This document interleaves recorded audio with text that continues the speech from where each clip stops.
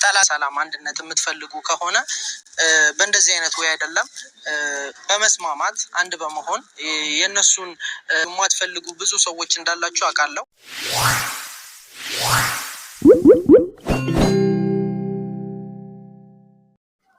ፍፄ የብሩኬንና የሃይሜን አንድ መሆን የምትፈልጉ ከሆነ እባካችሁ መሳደባችሁን አቁሙ ይለናል። ሰላም ጤና ይስጥልኝ ውድና የተከበራችሁ የኔ ቤተሰቦች በያላችሁበት ሰላማችሁ ይብዛልኝ። ኤፍሬም 200,000 ኪዩን እንግዲህ ሲያከብር ሃይሜ ለምን አልተገኘችም? ያለ ሃይሜ ፕሮግራም እንዴት ተከበረ? እጅግ በጣም በርካታ ሀሳብ አስተያየቶችን ሲነሱ አይቻለሁኝ። ሃይሜ ለምን አልተገኘችም የሚለውን ነገር እኔ ነግራችኋለሁኝ። ቪዲዮ ላይክ በማድረግ ጀምሩ፣ እንዲሁም ደግሞ ሼር ማድረጋችሁን ቤተሰብ ያልሆናችሁ ደግሞ በውዴታ በፍቅር ቤተሰብ እንድትሆኑ ጋብዛችኋለሁ። ቤተሰብ የሆናችሁም ደግሞ ከልብ አድርጌ አመሰግናችኋለሁኝ።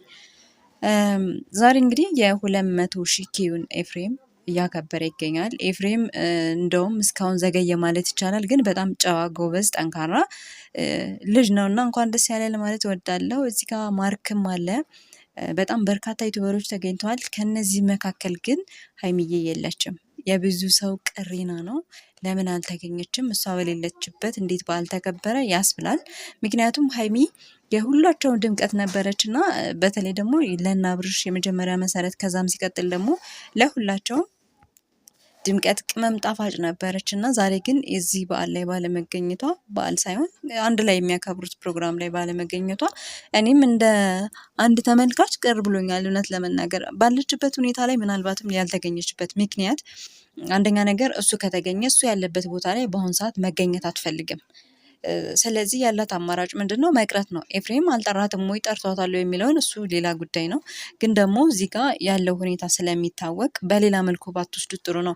በመጀመሪያ ደረጃ የብሩኬ ጓደኛ ፍፄ በጣም በርካታ ሀሳቦችን ሲናገር ነበር። አዳምጣችሁት ከሆነ ወይንም ደግሞ ያላያችሁት ካላችሁ እየተናገረው ያስተላለፈው መልእክት እጅግ በጣም ጠቃሚና ትክክለኛ የሆነ ሀሳብ ነው የተናገረው። የሰራው ቪዲዮ ሁለታቸውንም መናገር እችላለሁ፣ መሳደብ መቆጣት እችላለሁ፣ ተቆጥቼ ለማስታረቅም ሞክር ያለው ነገር ግን አልተቻለኝም እንጂ ብሏል። እና ግን ምንድነው ያለው? ለምንድነው የምትሰድቧቸው? ስድብ ምን አስፈለገ? የእነሱን አንድነት አንድ ሆነው እንዲኖሩ እንዲቀጥሉ የምትፈልጉ ከሆነ የምትፈልጉ እንዳላችሁ አውቃለሁ። ግን በዚህ ሰሞን ደግሞ ለየት ያለ ነገር እያየሁ ነው እና ለምንድን ነው ስድብ ምን አመጣው እያለ ነበር። እና እኔ ግን ጥያቄ ልጠይቃችሁ፣ የተሳደበ ሰው አለ ወይ ነው? ምናልባትም ብሩኬ ባደረገው ነገር ምን አይነቱ ልጅ ነው ምናምን የሆነ አንዳንድ ቃላቶች ተናግረው ሊሆን ይችላል። ከዛ በተረፈ ግን ይህ ከባድ የሆነ ቃላቶችን የተናገረ ሰው ያለ አይመስለኝም ማለት ነው። ስለዚህ ምናልባት እውነት ለመናገር መፍትሄ ቢፈለግላቸው እኔ ራሱ በጣም ደስ ይለኛል። ተለያይተው ወይንም ደግሞ ተኮራርፈው ማየትም አንፈልግም። ሁለታቸውም ለየብቻ ሆኖ ማየትም አንፈልግም። ስለዚህ የሁለቱ አንድነት ከተፈለገ እውነትም ለመናገር ጥሩ የሆነ ሀሳብ የሚጠቅማቸውን በተለይ ሃይሚ ተናዳ ይሆን ይችላል በጣም ኃይለ ቃላቶችን የተናገረቻቸው፣ እሱም ተናግሯል። ዝም በይ የ80 ሚስቴ ነሽ ምናምን፣ እነዚህ እዚህ ጋር አያመጣቸውም። ግዴታ 80 መታሰር አለበት ብዬም አላስብም። ለአንድ የሆነ ቁም ነገር ከተሳሰበ መተሳሰቡ ነው የሚበልጠው ነው የማስበው። ስለዚህ የተናገሩት ነገሮችን ወደኋላ አስቀርተው ሁለቱ ቁጭ ብለው ተነጋግረው ችግራችን ምንድን ነው ብለው መፍታት የሚችሉበት መንገድ በጣም ሰፊ ስለሆነ አሳሳቢ ነው ብዬ አላስብም። ምናልባት ግን ሶሻል ሚዲያው ለእነሱ ተጽዕኖ ሊፈጥርባቸው ይችላል። ምክንያቱም የሆነውንም ያልሆነውንም ስለሚባል ስለሚነገር ያ ነገር ለእነሱ ሞር ያቋፍራቸው ይችላል ማለትም ወይም ደግሞ በሱ በኩል ያሉት የሱ ደጋፊዎች እሱን ሲናገሩ፣ በሷ በኩል ያሉት ደግሞ እሷን ሲናገሩ ያለው ነገር ትንሽ የተምታታ ስለሚሆን እውነትም እኛ ነገሮቹን መስመር ብናስይዛቸው እንደተመልካች አሪፍ ነው ብዬ አስባለሁ። ሌላው እዚህ ጋር ማርክ በጣም ጠፍቶ ነበር።